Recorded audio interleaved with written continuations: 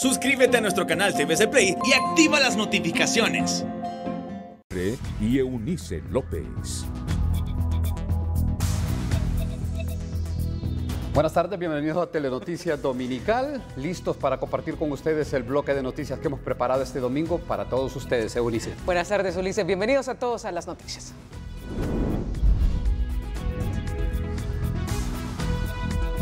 Mañana lunes 30 de agosto arranca la campaña electoral en Honduras de cara a las elecciones generales del próximo 28 de noviembre con la participación de 15 candidatos presidenciales y unos 33,000 aspirantes que buscan uno de los 3,038 cargos de elección popular entre diputados, alcaldes y presidentes. El pitazo inicial de la campaña proselitista sonará este próximo lunes 30 de agosto, cuando los miembros de 14 partidos políticos y 2 candidatos presidenciales independientes afronten la recta final de cara a las elecciones generales de noviembre. A raíz de ello, la consejera del CNE, Ritzy Moncada, espera que las entidades lleven un proceso de altura y sin ataques, que al final garantice el respeto a la voluntad popular. Que todos se tomen en serio llevar adelante un proceso de campaña y propaganda pacífica, sin violencia electoral, sin injurias, sin calumnias, sin difamaciones, tratando de que al final tengamos elecciones como todos las deseamos. Para el director del Instituto Holandés para la Democracia, Luis León, los candidatos tienen el reto no solo de ofrecer canciones, guiones, bailes o abrazos, sino de presentar propuestas reales que indiquen los parámetros de cómo van a solucionar la crítica situación que vive Honduras. Creo que es importante que el pueblo hondureño no se deje llevar por canciones, por bailes, por abrazos, sino que realmente puede exigirle a sus candidatos una propuesta real de cómo van a atender estos problemas, y no solamente el ofrecimiento de vamos a dar empleo, salud, educación, sino que también nos expliquen cómo van a atenderlo. Según el ex magistrado del extinto TSE, Augusto Aguilar, será muy complicado que los políticos hondureños dejen a un lado la cultura del señalamiento y la difamación, pues ellos piensan que es la mejor manera de atraer la atención de los votantes. Algo muy difícil. Yo creo que esta campaña y la propaganda va a tener las mismas características que las anteriores. Los señalamientos, las descalificaciones, muchas veces las ofensas entre los candidatos, creyendo que esa es la mejor forma de atraer electores. Los diversos sectores de la sociedad exigen a la élite política hondureña una campaña propositiva y con debate sano, que no dé lugar a la crispación y enfrentamientos entre la población. A propósito, en su homilía dominical, el cardenal Óscar Andrés Rodríguez realizó un llamado a los políticos para que participen en el proceso electoral con una campaña propositiva, sin denigrar al prójimo, sin hipocresías y maldad, dijo. Se vive una cultura de la imagen. Hasta en la política hay asesores de imagen. O sea, aquellos que les dicen cómo hay que hacer teatro para convencer a la gente y no con la verdad. Los mensajes con los que la propaganda bombardea se preocupan sobre todo de la fachada y descuidan por completo el corazón. Va a comenzar esa campaña política proselitista. Como quisiéramos que los implicados en el liderazgo político leyeran hoy el Salmo responsorial, el Salmo 14, como una meta para su campaña proselitista. ¿Quién será grato a los ojos del Señor? El que no calumnia con su lengua, el que no insulta, el que no difama, el que no juzga y condena.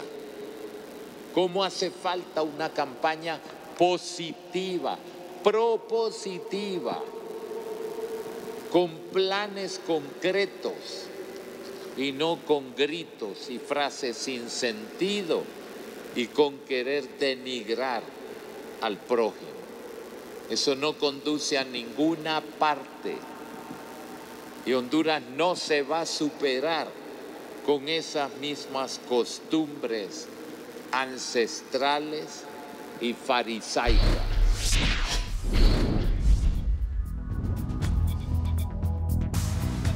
Bueno, la misma vocería de la conferencia episcopal dice y le pide a los candidatos, hablen de ustedes, no hablen del contrario, propongan, saquen sus planes de gobierno de donde los tienen. Bueno, y hablando sobre este mismo campo, el Partido Salvador de Honduras ha conseguido inscribir sus planillas en el departamento de Cortés. Con ello ya tiene planillas en 17 de los 18 departamentos del país, aunque aún están pendientes las planillas del departamento de Choluteca. Ya son 17 departamentos con planillas completas presentadas por el Partido Salvador de Honduras ante el Consejo Nacional Electoral, luego de haber logrado un acuerdo con el ente electoral para inscribir las planillas del departamento de Cortés. Aquí lo importante es que nuestros compañeros del departamento de Cortés pusieron primero a Honduras. Pensando en Honduras fue que pudimos llegar a este acuerdo. Se dejaron los egos y los intereses personales a un lado y por eso fue fácil llegar a un acuerdo el día de hoy. El Consejo Nacional Electoral ahora lo que tiene que hacer es terminar de inscribir las planillas porque hay un 100% de consenso, ya todas las partes están integradas de una manera que todo el mundo lo aceptó y vamos a poder entonces ya continuar con nuestros trabajos. Choluteca es el único departamento que no ha presentado una planilla consensuada por el Partido Salvador de Honduras, situación que podrá ser resuelta en las próximas horas. Lo de Choluteca está en un proceso de negociación. La política es eso, la política es el arte de poderse sentar, dialogar y llegar a consensos. Estamos completamente seguros que el departamento de Choluteca va a quedar graníticamente unido a favor de Honduras, porque sabemos que hoy el cambio es posible y la única manera de hacer eso es precisamente con el consenso de todos. El proceso de negociación es algo normal. El lanzamiento de la campaña del Partido Salvador de Honduras está previsto para este lunes a las 6 de la tarde en las instalaciones de Expo Centro en San Pedro Sula, en el inicio del banderillazo de las campañas proselitistas en el país. Alex Laínez, TN5 Dominical. En otras informaciones, a un total de 2.430 kilos ascendió el peso de los 98 fardos de supuesta cocaína decomisados el pasado viernes por agentes de la ATIC en Roatán, Islas de la Bahía. Un operativo de impacto en el que fueron detenidos 4 hombres, entre ellos el alcalde de la isla, Jerry Hines, a quienes en las últimas horas se les ha dictado detención judicial. El operativo fue el resultado de una acción interagencial que se realizó el pasado viernes en horas de la tarde en Roatán, Islas de la Bahía. Se ha realizado este operativo, se han interceptado estos vehículos ayer a las 5:30 de la tarde en el sector de Roatán, donde en uno de ellos, en una cisterna, se han encontrado ocultos 98 fardos con supuesta cocaína. Se han traído también de ese sector las 4 personas detenidas, las que ya están aquí en la capital. El pesaje de la supuesta cocaína culminó ayer sábado en las instalaciones de la Fuerza Aérea Hondureña. Se indican que son 2.430 kilos de presunta cocaína, la incautación global que ha tenido el Ministerio Público en las últimas horas. Repítanos entonces la cifra ya oficial. Sí, 2.430 kilos de presunta cocaína eran los que venían al interior de estos 98 fardos de esta droga. En este operativo antidroga, la Agencia Técnica de Investigaciones ATIC detuvo a 4 personas sospechosas, entre ellos el alcalde de Roatán, Jerry Hines Julio. El alcalde municipal de Roatán, Jerry Hines Julio, que iba a bordo de un vehículo Land Cruiser doble cabina, iba conduciendo este vehículo. Asimismo también se ha requerido y detenido al ocupante y conductor de un vehículo camioneta Prado, el señor Efraín Rigoberto Santos Córdoba, y finalmente 2 personas más que iban a bordo de la cisterna donde se ha encontrado esta importante cantidad de droga. Hablamos del acompañante Francisco Federico Enrique Gómez y el conductor de esta cisterna, Jorge Reinieri Rosales Bustillo. El decomiso de drogas realizado en Roatán, Islas de la Bahía, fue calificado como una operación de alto impacto por parte de las Fuerzas Armadas de Honduras. Es una de las operaciones de alto impacto que se han efectuado por parte de Fuerzas Armadas en coordinación con ATIC. Es importante mencionar que en lo que va de este año se ha logrado incautar más de 13.000 kilos de cocaína gracias al fortalecimiento del escudo terrestre, aéreo y marítimo en el combate al narcotráfico por parte de nuestras Fuerzas Armadas. Los uniformados informaron que la operación antidrogas en Roatán no ha terminado y no se descartan nuevas capturas y más decomisos de cocaína. Olman Uclés, Telenoticias Dominical. Olman Uclés tiene mayores detalles acerca de lo que ha pasado en las últimas horas con este caso, donde se les ha decretado la detención judicial precisamente por un juez correspondiente hace unas escasas horas o minutos. Olman, adelante.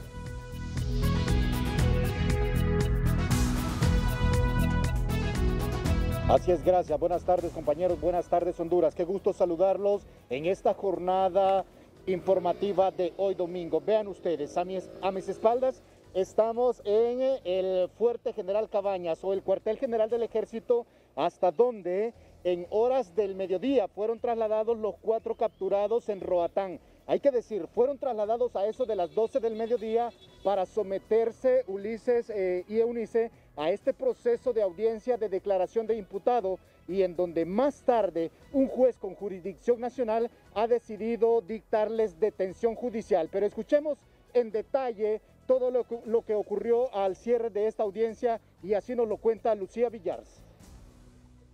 El juzgado con jurisdicción nacional desarrolló la audiencia de declaración de imputado para 4 personas, entre ellas el alcalde de Roatán.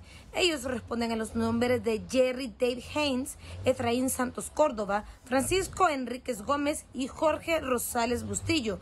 A esas 4 personas se les supone responsables del delito de tráfico de drogas agravado en perjuicio de la salud de la población del estado de Honduras.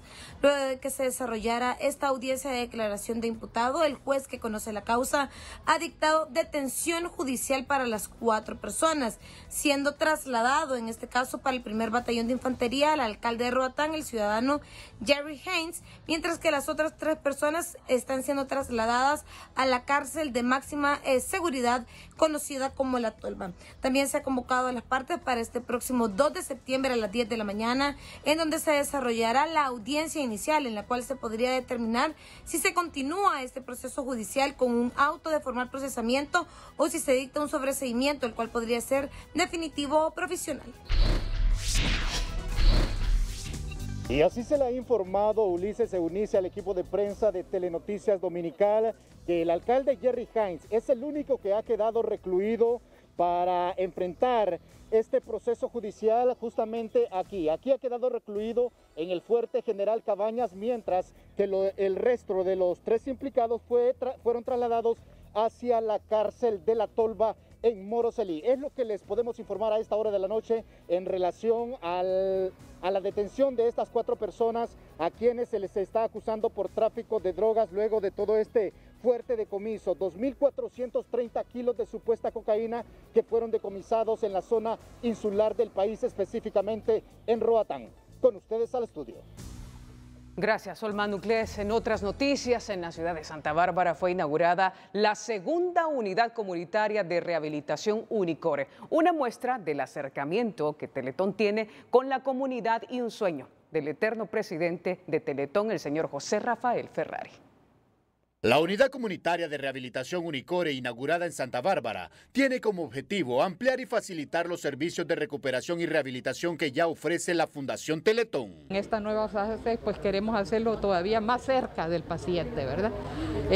Bueno, usted sabe que a través de los 31 años que tiene la Fundación, pues hemos ido creando los diferentes centros que tenemos en las ciudades principales, pero ahora queremos empezar también impulsando este modelo de una unidad comunitaria de rehabilitación que le permite pues a las personas, tal vez, ¿verdad?, que sean valorados en los centros principales, pero que ya la terapia la puedan hacer más cerca de su hogar, ¿verdad? Con la apertura del Unicore en Santa Bárbara, ya son 2 las unidades de rehabilitación comunitaria que se suman a los servicios que brinda la Fundación Teletón en 6 sectores del país. Fue parte de la visión que tuvo el señor Ferrari con estas ideas de los Unicore, de tratar de ir acercándonos más a la población que requiere de estos servicios, y nos sentimos pues muy contentos pues de que esta iniciativa que ha tenido Teletón de querer acercarse más a aquellos compatriotas que requieren de nuestros servicios, pues poder ir avanzando con esta iniciativa. Ya, como le decía, tenemos el de Choloma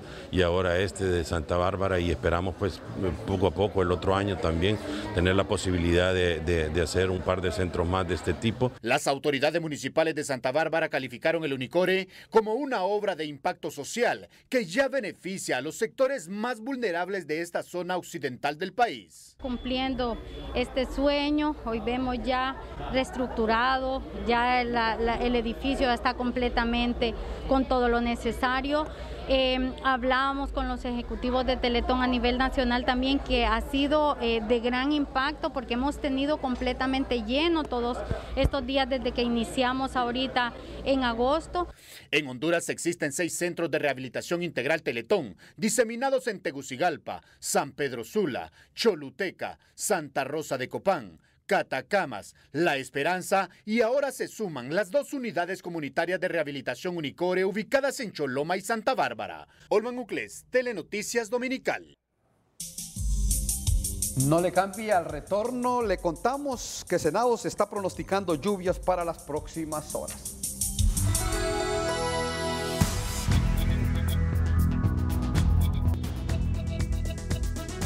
Bueno, en los próximos minutos ya le tendremos información acerca de la amenaza que se cierne sobre la ciudad de Nueva Orleans, amenazada por el huracán Ida, un potente huracán de los más grandes de los últimos tiempos, pero de momento le informamos de lluvias para las próximas horas. Eso ya lo está anticipando y lo está adelantando Senados. Estamos en la temporada de las lluvias. Alex Laínez, adelante. Muy buenas tardes, compañeros de TN5 Dominical, televidentes. Me acompaña Víctor Ortega, pronosticador en turno de Senados Copeco. Las condiciones para el culmine de este día y para el inicio de semana con Víctor Ortega, al igual que los fenómenos que afectan el continente americano. Muy buenas tardes. Sí, muy buenas tardes, ¿verdad? Bueno, hemos tenido un domingo bastante tranquilo, ¿verdad? Pocas precipitaciones se han registrado en el territorio nacional, sobre todo en la parte occidental y en la región sur, que es donde se han registrado algunas precipitaciones, ¿verdad? Pero han sido leves. Esta semana fuimos bastante alertados por lo que era el ciclón tropical Ida, ¿verdad? Que llegó a categoría 4 y actualmente ya se encuentra enfrentando lo que es la costa sureste de Estados Unidos. No nos dejó condiciones de precipitaciones como sí se estuvo especulando durante la semana, ¿verdad? Afortunadamente. Ya para el inicio de esta semana esperamos ya precipitaciones un poco más concentradas en lo que son siempre occidente, sur y un poco más en la parte central del territorio nacional. Agradecemos a Víctor Ortega, pronosticador en turno de Senados Copeco, hablando para TN5 Dominical. Compañeros, con ustedes a estudio. Bueno, gracias Alex Laínez. Este domingo familiares, amigos y correligionarios del Partido Libre dieron el último adiós al cantautor hondureño Macario Mejía, quien falleció a causa de la COVID-19. Macario y su hermano Delio fueron conocidos por sus duetos de los hermanos Mejía, quienes compusieron infinidad de canciones, sobre todo para los políticos hondureños que utilizaban sus temas para las campañas proselitistas y de propaganda.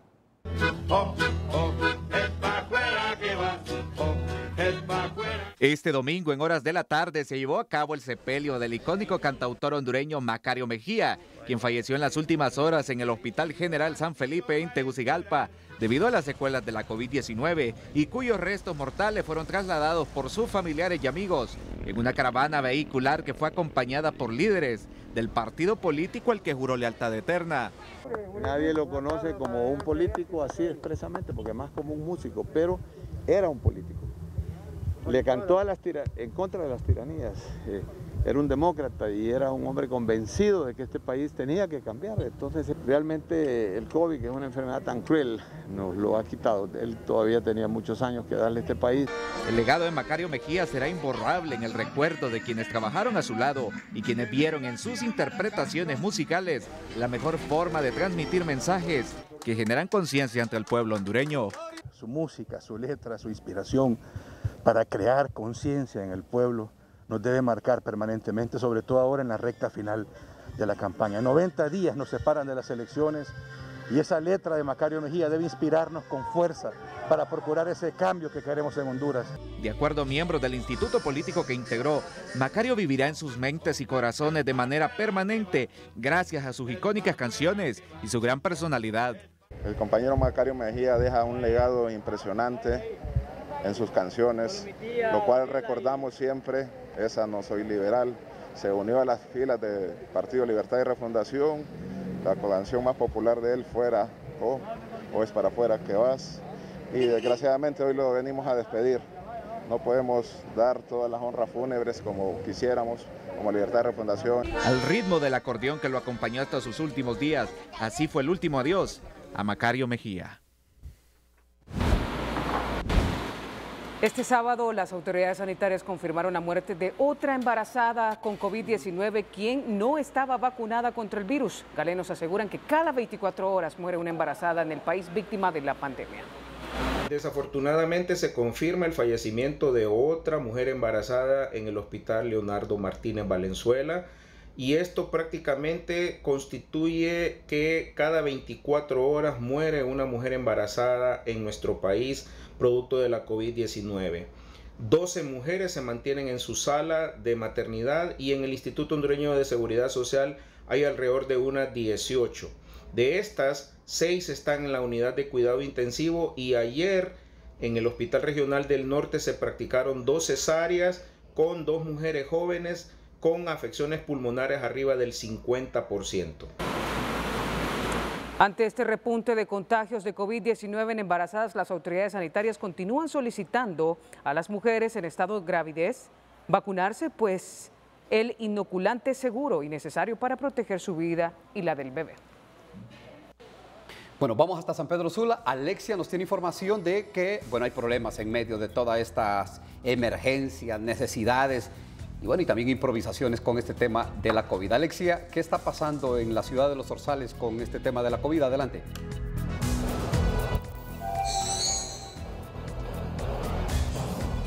Bien, gracias Ulises. Buenas noches, televidentes de TN5 Dominical. Es en Puerto Cortés que hay pues una emergencia a esta hora en este domingo, y es que el triaje central de Puerto Cortés, ubicado en el Instituto Gubernamental Franklin Roosevelt, se ha quedado sin oxígeno. Es alarmante, pues es un triaje que alberga aproximadamente a 12 pacientes en las salas de estabilización de COVID que se han quedado sin oxígeno, y el problema no termina ahí. Resulta que pues en el hospital de área de Puerto Cortés no habían cupos. ¿Qué va a pasar con las personas que pues necesitan oxígeno y que en todo caso pues necesitarían ser trasladados al hospital? Me acabo de contactar con el director del hospital de área de Puerto Cortés ante esta emergencia y me confirma que han habilitado 5 cupos de manera pues de emergencia para poder trasladar a 2 pacientes que estaban graves con alto flujo de oxígeno en el triaje. Y recordemos que el triaje pues no depende directamente de la Secretaría de Salud, sino más bien de la municipalidad. Y pues las autoridades son totalmente herméticas al dar este tipo de información. Cuesta mucho pues poder conversar con ellos. Lo que sí sabemos es que aparentemente mañana van a resolver este problema, que debería de ser resuelto de inmediato por su gravedad, y a los 10 pacientes más que quedan en este triaje pues van a tener que irse a sus casas y ver de qué manera se estabilizan ellos solos, porque no tienen oxígeno a la mano en ese lugar, en Puerto Cortés. Realmente es una situación difícil la que están atravesando los porteños. Recordemos que la mayor cantidad de personas que están ahí contagiadas pues son pacientes de arriba de 40 años que pues obviamente ya deberían de estar vacunados y que a pesar de ellos pues están graves. Entonces esperamos que la situación en Puerto Cortés se resuelva, de verdad que es algo grave. Pues con este informe desde San Pedro Sula nosotros vamos a continuar con más información en Telenoticias. Bueno, gracias Alexia Mejía. Bueno, ustedes se pueden imaginar un centro de triaje sin oxígeno, sin alto flujo para atender a los pacientes, la alarma que sufre el paciente, y ya se pueden imaginar ustedes a los familiares. Ahí está la alerta y el llamado que hace Alexia también para que atiendan estos casos. Vamos con las que son buenas noticias aún en medio de esta pandemia. Empresarios del turismo se muestran optimistas ante el aumento de visitantes a las playas del municipio del Porvenir, Atlántida. Empresarios del turismo se muestran optimistas ante el aumento de visitantes a las playas del municipio del Porvenir y como emprendedores apuestan al desarrollo turístico en esta zona del Caribe hondureño. Yo tengo 2 semanas de haber inaugurado este negocio y la verdad, gracias a Dios, hemos visto una afluencia de turistas, ¿verdad?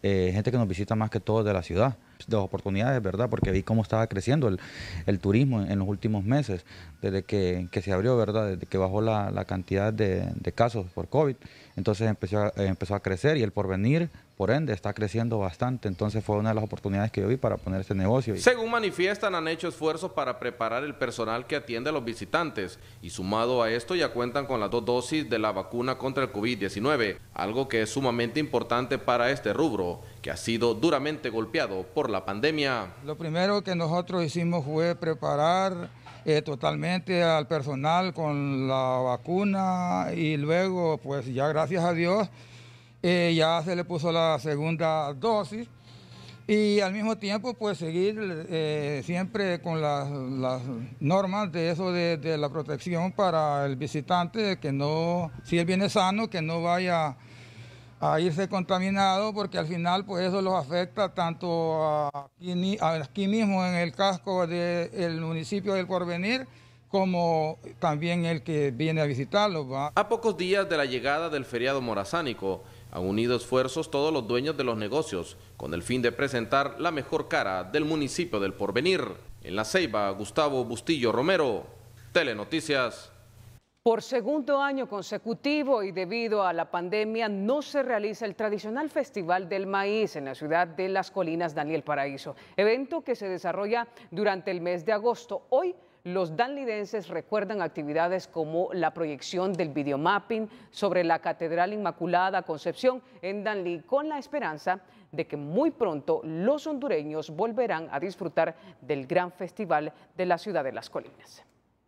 Buenas tardes, compañeros en estudio. En el marco del Festival Internacional del Maíz, que sabemos que producto de esta situación de la pandemia del COVID-19 no se ha realizado por 2 años consecutivos, pero también hubieron recuerdos gratos para los danlidenses, como fue la presentación por primera vez del video mapping, esto sobre la catedral danlidense, que data pues desde hace más de 100 años. Ahí se vio reflejado lo que representa el municipio de Danlí, como es el productivo Valle de Camastrán, a través de cada uno de esos granos de maíz, de donde salen los derivados que los turistas y también propios de la zona disfrutan. Sumado a ello también la representación gráfica del tabaco, que es lo que representa más de un 50% en cuanto a la mano de obra, así como la sencillez y la calidad de los danlidenses. Es por eso que usted también puede realizar lo que es turismo dentro de la ciudad de Danlí, poder conocer la Catedral Inmaculada Concepción, ya que dentro de la parte religiosa es muy importante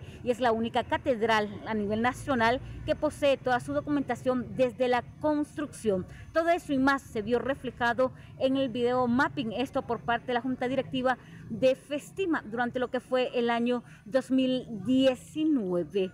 En cámaras de Lilian Zúñiga, Danlí, vamos por ti. Retornamos con ustedes hasta Tegucigalpa. Buenas tardes. Acompáñanos en el Gran Foro Sedes.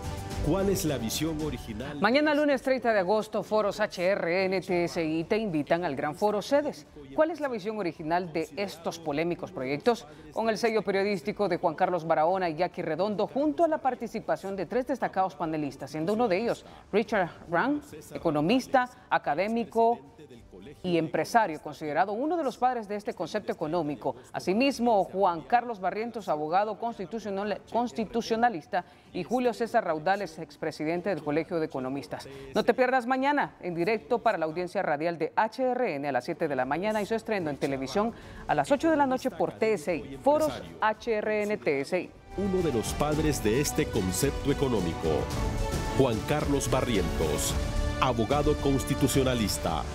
Julio César Raudales, expresidente del Colegio de Economistas de Honduras. Este lunes 30 de agosto para la audiencia radial a las 7 de la mañana por HRN y estreno en televisión 8 de la noche por TSI. Foros HRN TSI el espacio para debatir con argumentos. Las noticias internacionales a continuación con este potente huracán que ya sacude las costas de Luisiana y amenaza muy seriamente a la ciudad de Nueva Orleans, que pues temen que se vuelvan a repetir las escenas, las trágicas escenas que se vivieron hace 16 años con el huracán Katrina.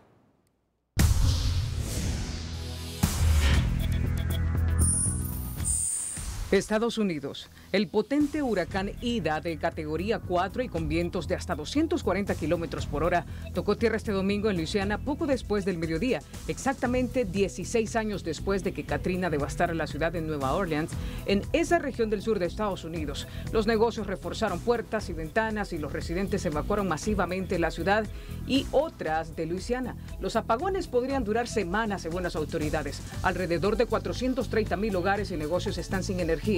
Los socorristas ni siquiera tienen previsto empezar a responder a las llamadas de búsqueda y rescate hasta que salga el sol el lunes. México. Un menor español murió y una mujer está desaparecida en el estado mexicano de Jalisco por el paso del huracán Nora, luego de que tocara tierra el sábado en esa región como huracán, informó este domingo el gobierno local. En Cihuatlán, al menos 500 casas se han visto afectadas por el desbordamiento de ríos. El ciclón Nora se degradó a tormenta tropical este domingo. Afganistán. Casi 100 países se comprometieron este domingo a hacer que los talibanes cumplan su promesa y permitan la salida del país de aquellos que lo deseen, una vez que las tropas estadounidenses abandonen Kabul en cumplimiento con la fecha límite para la retirada del 31 de agosto. En una declaración conjunta distribuida por el Departamento de Estado de los Estados Unidos, aseguraron que harán cumplir a los talibanes su promesa de permitir la continuidad de las evacuaciones.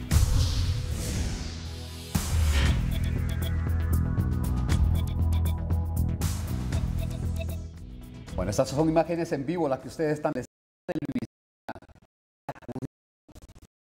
misericordiamente por este huracán, potente huracán categoría 4 que se mueve a una velocidad de 250 kilómetros por hora, Eunice, y vean ustedes lo que está sufriendo en este momento el estado de Luisiana y el temor y el terror que vive en este momento la población de la ciudad de Nueva Orleans, ya sacudida hace 16 años. ¿Recuerdan cuando Katrina, cuando primero las marejadas ciclónicas golpearon fuertemente los diques de esa ciudad? Hay que recordar que Nueva Orleans está bajo el nivel del mar y luego de golpear los diques de ese lugar, se rompieron los diques y esa ciudad quedó inundada totalmente con pérdidas humanas, materiales, sin precedentes en ese sector o en el estado de Luisiana.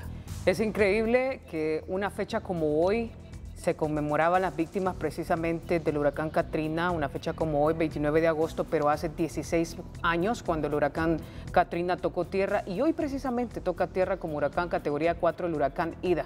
Recordemos que el huracán Katrina dejó más de 1.800 muertes en aquel entonces solamente en esta ciudad.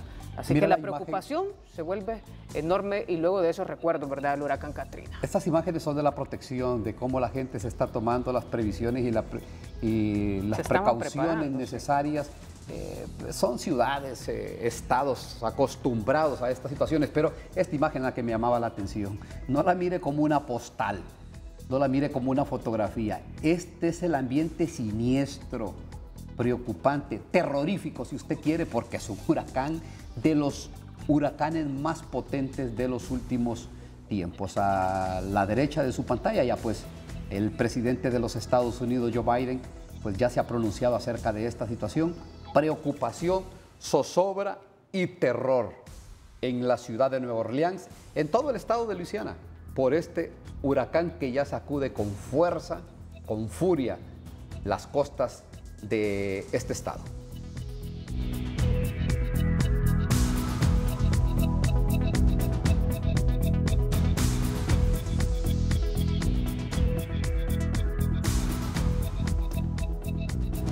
Bueno, seguimos viendo esta imagen para también enlazar. Este es el huracán Ida, al lado izquierdo. Ahí está la otra imagen, del huracán Nora, que ha azotado con fuerza México, que hasta el momento ha dejado una persona muerta, un niño de nacionalidad española y una mujer se encuentra desaparecida. Pero sí, hay mucha preocupación, sobre todo en Jalisco, Y estas son imágenes de este. Se ha degradado, pero continúa siendo un peligro. Se ha degradado a tormenta tropical, pero este es el primer recuento de las víctimas mortales y la desaparición de una mujer.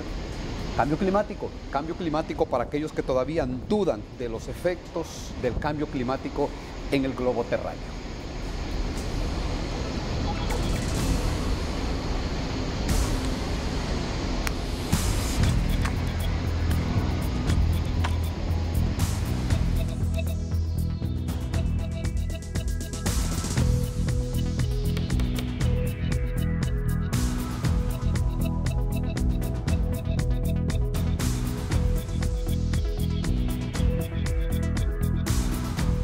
Bueno, estas son imágenes que nos están proyectando, Eunice.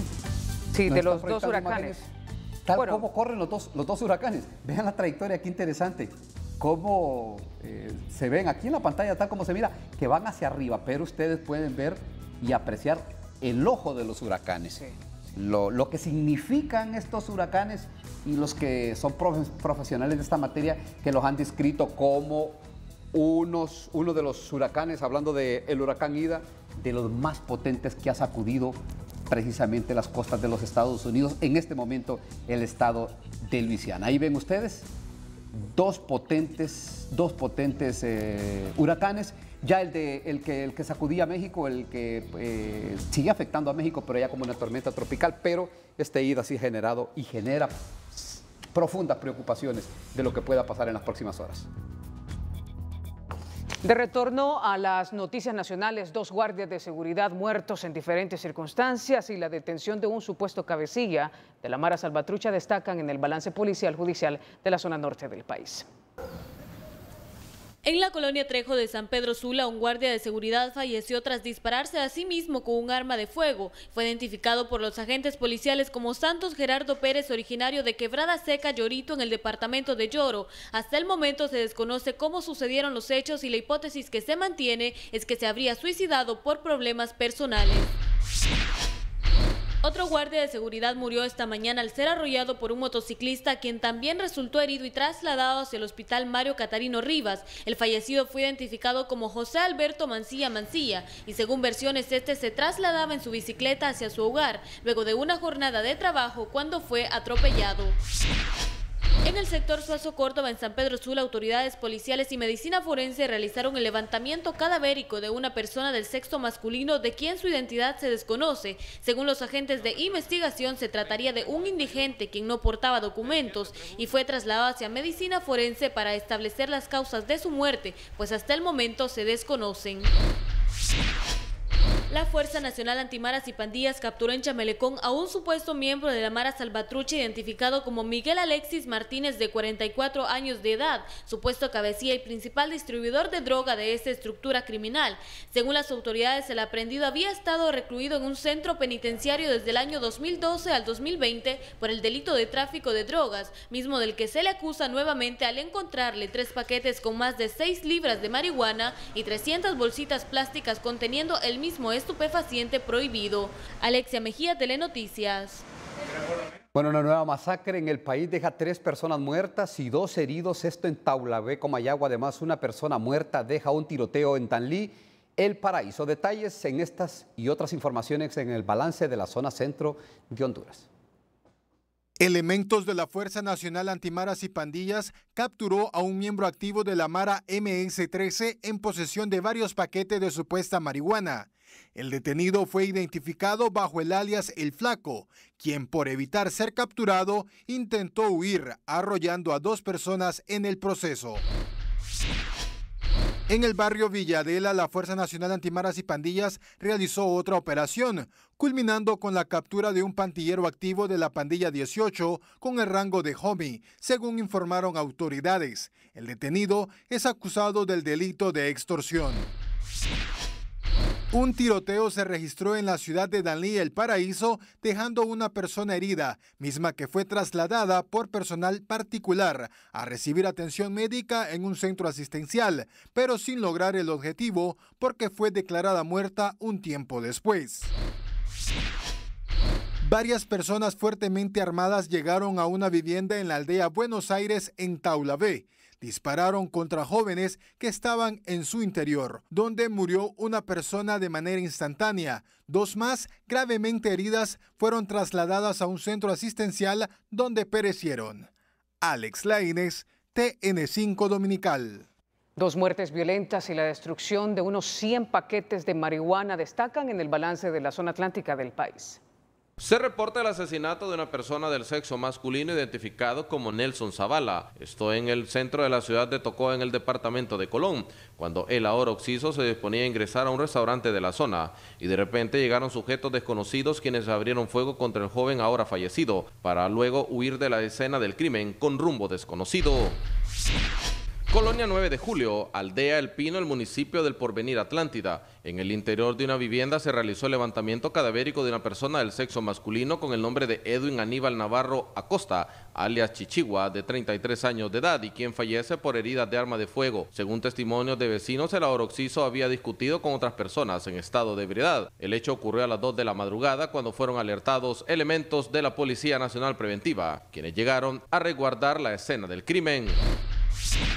La Fuerza Nacional Antimaras y Pandillas destruye 100 paquetes de droga marihuana junto al Ministerio Público, esto en las playas de Perú en la Ceiba Atlántida. La acción en proceso de incineración de droga fue por orden del juzgado competente de 100 paquetes de marihuana como parte del proceso judicial en la causa que se le sigue al señor Pilar Antonio Sarmiento Calderón, capturado por agentes de la Fuerza Nacional Antimaras y Pandillas en el año 2020 en la carretera CA13. Pilar Antonio Sarmiento Calderón, quien es más conocido como el Sonrisa, y además, según investigaciones de las autoridades competentes, trasladaba droga del departamento de Colón hacia el interior del país a bordo de un vehículo tipo cabezal. Se registra un accidente de tránsito, esto en residencial El Toronjal de la Ceiba Atlántida. Al parecer y según testigos, un vehículo tipo Tacoma salió de una de las calles y no hizo el alto respectivo, e inmediatamente impactando contra un vehículo tipo taxi. Afortunadamente, solo se reportan daños materiales. La Policía Nacional en el departamento de Atlántida ejecuta una serie de trabajos encaminados al cumplimiento estricto del PCM 091-2021 en los 8 municipios que conforman el litoral atlántico de nuestro país, con el cierre de negocios y la detención de personas en estado de ebriedad, decomisos de vehículos, motocicletas y además prevenir el tránsito de personas después de las 10 de la noche, con el fin de evitar más aumentos de casos de COVID-19. En la Ceiba, Gustavo Bustillo, Telenoticias. Todo un éxito ha sido y fue el foro de las mañanas del 5 presenta el perfil de un abusador como parte de la lucha contra la violencia en contra de las mujeres que Televicentro y Emisoras Unidas vienen abordando a través de sus diferentes programas. Alejandro Navarro ha preparado un resumen de este video. El perfil de un abusador, donde un grupo de expertos abordaron temas importantes que tienen que ver con el empoderamiento de la mujer. Comentábamos un poco, ¿verdad?, en el set, cómo las estadísticas de julio del Ministerio Público nos planteaban como una radiografía en el tema, digamos, de los casos que están llevando, y que hay 103 casos en investigación y apenas 17 requerimientos fiscales. ¿Cómo funciona ese mecanismo y cómo hacer, digamos, para que las víctimas de los abusadores sexuales puedan denunciar, se atrevan a denunciar? Sí, eso tiene que ver bastante con el procedimiento de la denuncia. Tiene que ver bastante también con el tiempo en que la persona se tarde en efectuar la denuncia. Muchos de los casos que aún están en investigación, de repente puede ser porque el agresor es una persona desconocida. Pero si estamos hablando de que es una persona que es parte del entorno familiar, no tendría por qué haber tanta incidencia todavía en tantos casos que se encuentran en investigación. Televicentro y Emisoras Unidas apoyan campañas que aborden el tema de la violencia contra la mujer, como es el caso de la novela Con Causa, ¿Qué culpa tiene Fatmagul?, donde se logra identificar cuál es el perfil de un abusador. Normalmente las personas que llegan a hacer esto están afectivamente relacionadas con la persona.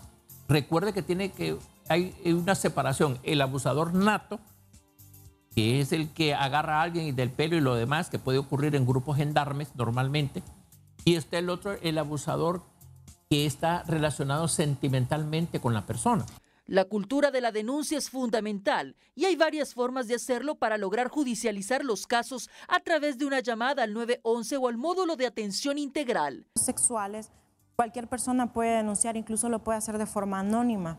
Y muchas veces estas denuncias se hacen a través del 911 o a través de una llamada al módulo de atención integral especializado.